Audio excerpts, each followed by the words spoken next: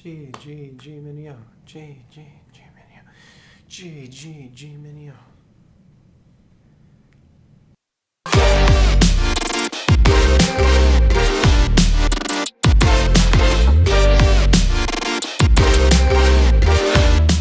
Hey guys, what is going on? Welcome back to another...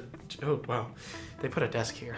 What is going on? Welcome back to another G-Mineo video. I am your host, Seth, and in today's video, I actually wanted to take a second to talk about something that I personally am very, very excited about. It's coming up very soon. In fact, as of the filming of this video is coming out tomorrow, which is the Season 4 update for Call of Duty Warzone. Now, Call of Duty Warzone is one of my favorite, if not my favorite, first-person shooters that I've played in, well, ever.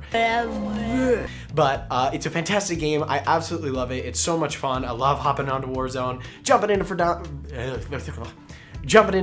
with the buddies and just kind of like wreaking havoc, running around in, you know, Big Berthas and blowing stuff up.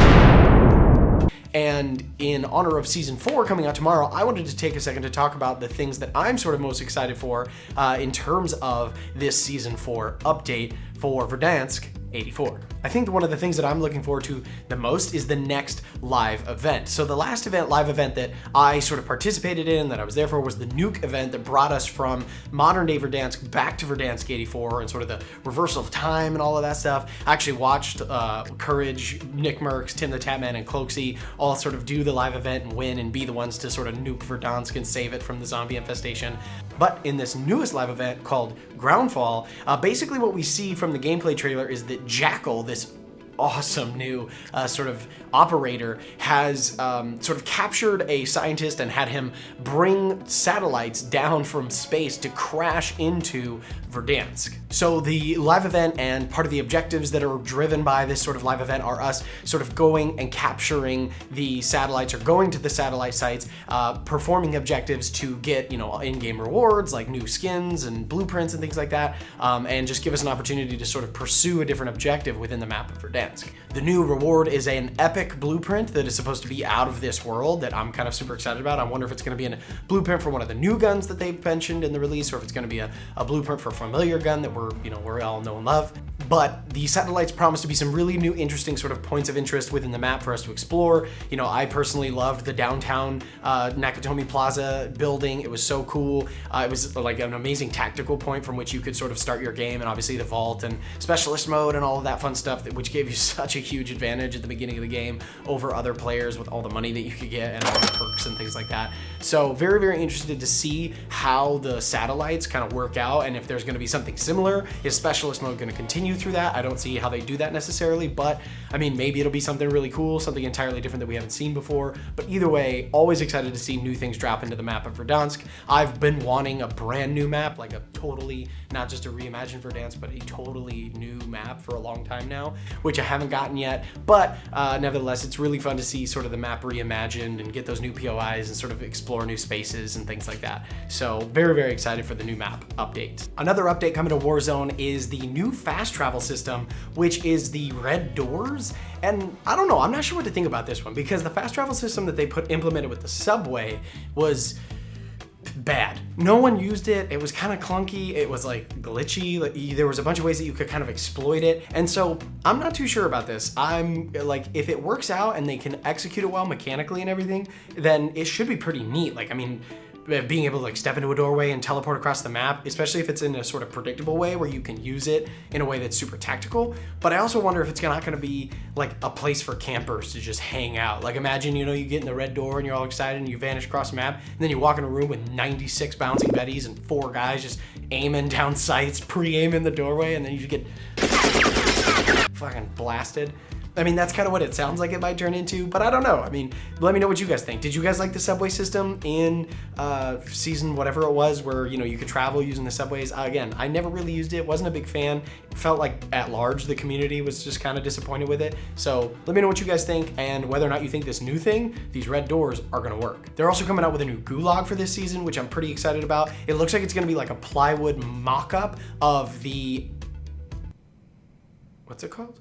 Hijacked. the hijacked map. It's going to be a plywood mock-up of the interior of the boat, and we'll get a chance to sort of see, we'll talk about that a little later, but we'll get a chance to see, again, a new gulag and sort of explore how that works mechanically and see if it provides any difference. I personally love just the first gulag, like the original one, you know, but I'm very excited to see the new gulag, see how it works out, and, you know, see if it helps me get any better, because as of right now, I lose, I think, like 90% of gulags.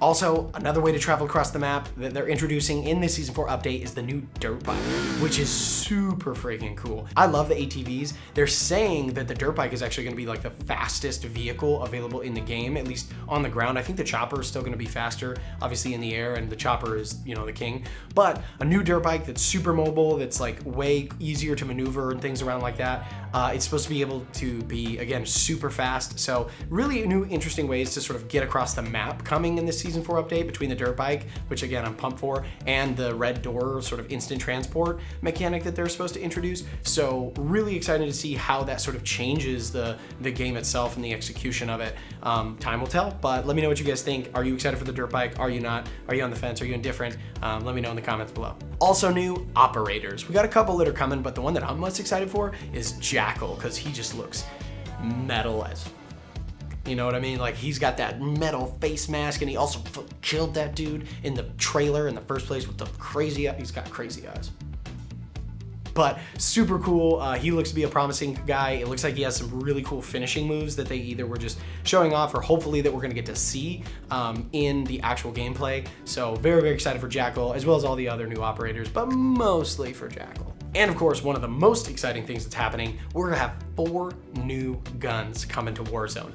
The one that I'm most excited about, I think, is gonna be MG82, because I love LMGs in Warzone. I loved the Bruin meta, I think it was my favorite, and I also love the PKM. I used it since day one because it just fits my playstyle really well, and I'm really excited to see what this new LMG has in store, because it says that it's going to be the highest rate of fire LMG in its category, which is really, really interesting. So I think it's going to get a lot of comparisons to the Bruin as far as the meta goes. Hopefully it turns out to be as cool as I'm hoping it's going to be. Another new gun is the C58. Now they said this one is going to have a really high damage profile at close range, but a slower rate of fire and a smaller sort of magazine capacity, which kind of brings to mind comparisons to like the Scar and the Odin, which are these sort of bigger caliber guns that hit really, really hard at close range, but don't have that high magazine capacity, which is kind of a detriment when you're playing like trios and quads, when you're, you know, shooting a lot of shots and you got to reload quickly, or you need a high ammo magazine to finish the fight. Otherwise you're swapping weapons, and that's just a disaster. So we'll see if the C58, how it stacks up. There's so many amazing viable guns in the AR category especially. I mean, the AMAX, the M13, which is one of my favorites because I can't manage recoil for anything.